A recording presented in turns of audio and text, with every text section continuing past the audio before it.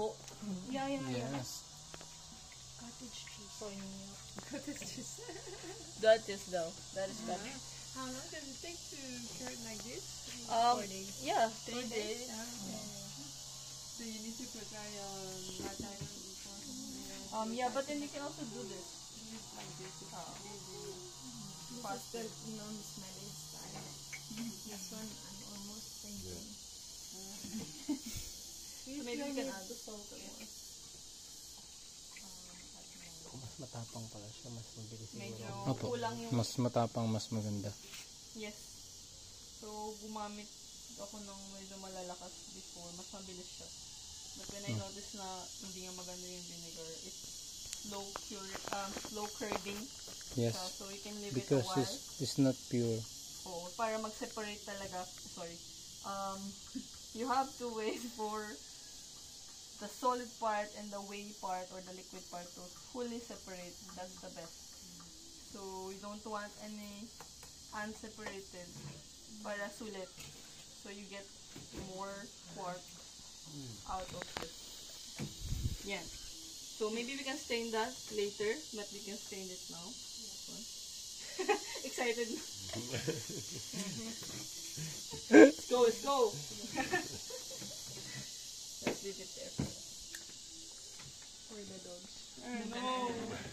Even the flour paste, the dogs actually can eat that.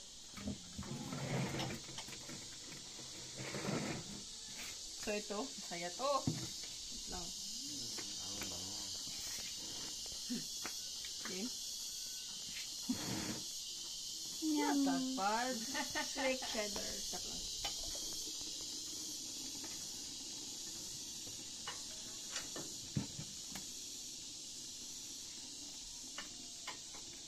You guys wanna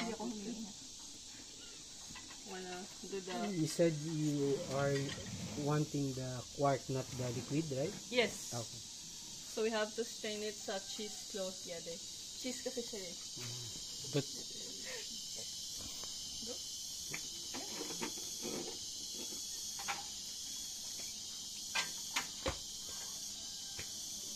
What to do with the liquid below? You spray it in your garden. Yes. Because that's one important for the garden. Lactic Lac- acid bacteria yes, lactobacilli. serum. Yeah. Does it Serum. fertilize and shush the bugs away or just fertilize? No, it's like a probiotic. It's like a Yeah, just probiotic. soil It grow or very on the fast. You have Lahat. everything. Grow very fast. Your vegetable cannot have a pest, easily. It's pesticide also. Yeah, it's natural. It's natural pesticide. Pesticide and natural fertilizer. And also it balances the pH level of the soil. Yeah, that's the best thing you can use to have your own micro live organism from it. So you put straight in the soil or the plants? You spray. Spraying the plants. You need to spray at the back of the leaf, not on Back of the leaf. yeah, because that's where all the nematodes are. Yeah, you stay na? Yeah, that's where. That's good. Put this on my blog. No, I don't have blog. I'm just recording the conversation, so I don't need to write. That's good thing. You have the double purpose. Exactly. Yeah, Like nothing is wasted, no? exactly. There's no waste.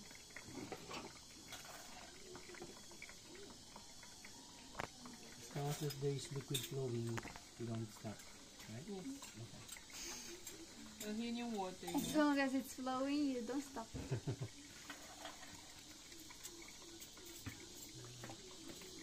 it milk completely without liquid? You wait it for... You can also wash it with water. In Spain, when we make the chilies, we have one of these but bigger, and then we close and then We'll do that also. And leave Yeah. it in a... yeah. Yeah, if I'm rushing, you can do that. But just for the sake of us to actually know the process.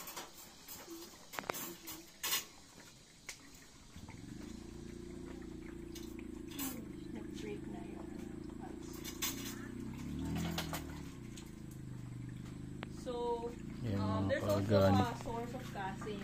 Lactobacilli. Not readily available, but in other countries you can actually buy casein powder. So some of the dairy There is a producers percent can actually like when you use they're already this. making a dairy powder. In 1 casein liter, you just put powder. So you just 2 add water to it. tablespoons. And it's very non-toxic, so we can make our own thing. But in the Philippines, we don't have casein powder. Basahin na lang natin. Parang ganun din po. We were trying to get the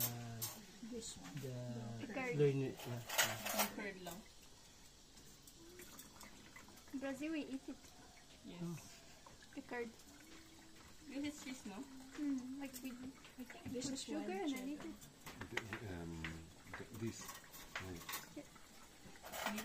well, it's like fresh cheese. No, or something like this. It's like dapat tinoble natin.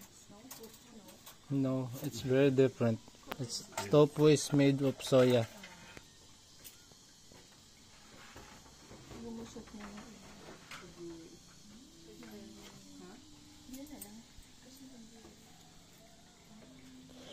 Excuse me.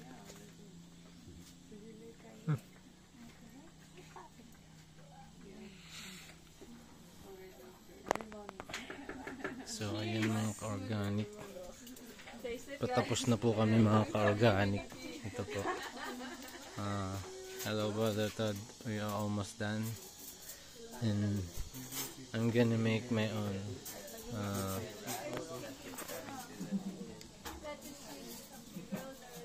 yes, this one.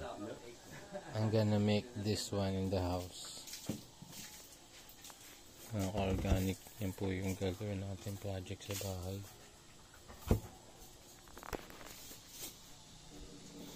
Ito po mga ka-organic. Malapit na kami matapos.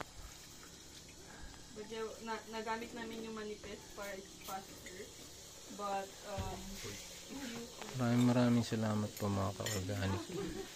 But if you want to actually like get a lot of curd, better to use like a double cloth. So, but then it's very slow to get the water. So, you can actually like wrap it and tie it, so it will drip overnight. But yes, be careful with animals because they can actually smell the